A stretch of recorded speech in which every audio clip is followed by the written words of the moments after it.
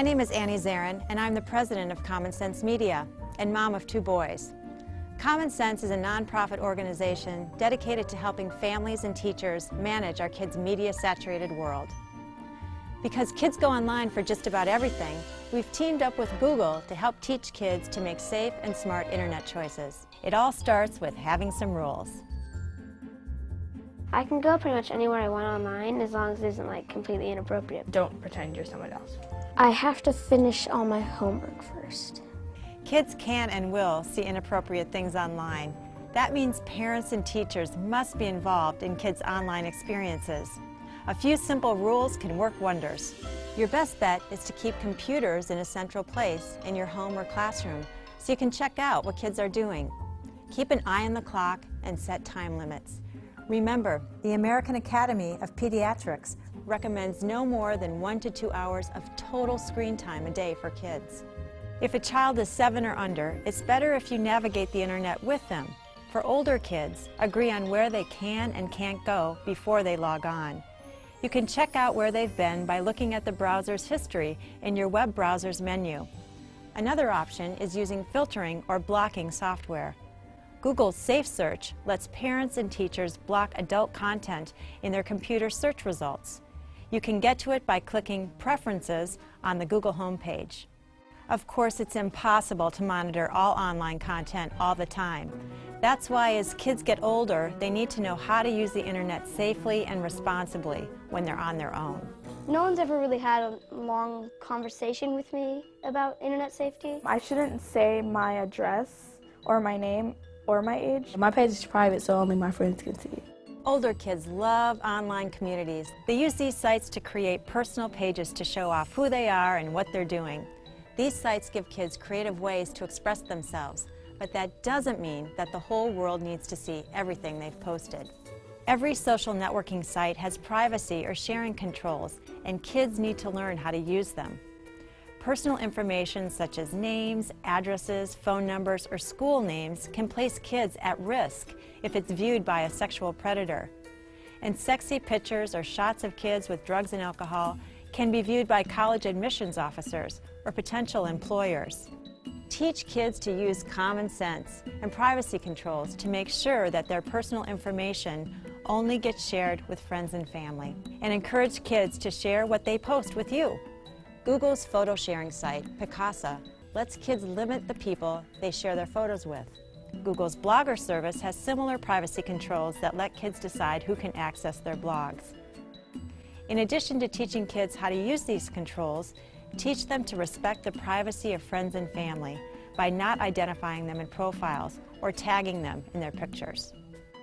It sounds kind of obvious, but it's important to remind kids not to give out their passwords and not to click on Remember Me settings on public computers, like at school and the library.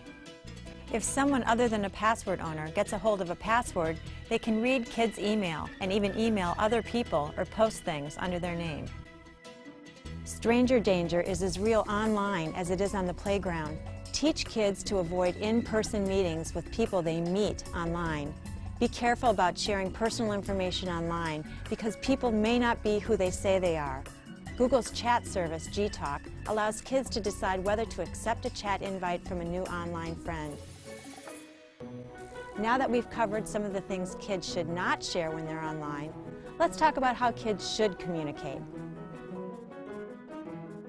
It's easier to say mean things over the computer than to their face. Most of my friends are actually really nice. If they receive any rude messages, they should immediately block the friend or just stop going on completely. Cyberbullying. It's devastating. Unlike playground teasing, cruel comments can be instantly forwarded to an entire class or school. And because screen names can make bullies anonymous, the source of these comments can be hard to trace and make kids even bolder. A good rule of thumb is, if you wouldn't say it to someone's face, don't text it, email it, IM it, or post it on someone's page. Let your kids know that if they're being cyberbullied, they need to leave bullying messages on their screen and get you or the nearest responsible adult immediately. You can block the offender or report the episode to the school principal or the internet service provider. Today's most popular websites feature user-generated content. Internet sites all have terms of service, so sit down and review the rules and what's okay to post. Many services also have easy-to-use tools for flagging inappropriate content that others post online. If your kids post something inappropriate, they can and will have their content flagged. That means someone else in the community has reported what they've posted isn't okay. It's really important for kids to know that they too can flag inappropriate content. This isn't tattletaling. It's about creating and maintaining a respectful community that everybody can enjoy. And our last tip for you, instill media literacy skills to make sure kids know not to trust or believe everything they see or read online. I usually check it with another website. Either the writing will be out of sorted, there'll be some spelling errors. I might ask my parents. I rely on books. I could figure it out by looking up who posted it on the internet. Just because you see it online doesn't make it true. Anyone can post anything. Teach kids how to distinguish reliable sources from unreliable ones and how to verify information they find online. Kids use the internet for research, gossip, news. Have them check multiple sources and verify facts by referencing credible sites. And make sure kids understand that cutting and pasting right from a website may be plagiarism, and plagiarism is cheating, plain and simple. Let's recap. Set household rules for internet use. Teach your kids internet safety on how to keep personal information private. Teach your kids about communicating safely online. And view all content critically. The internet runs right through the center of our kids' lives. With the tools and tips made available by Common Sense Media and Google, parents and teachers can help children have safe, rewarding online experiences. Thanks for watching.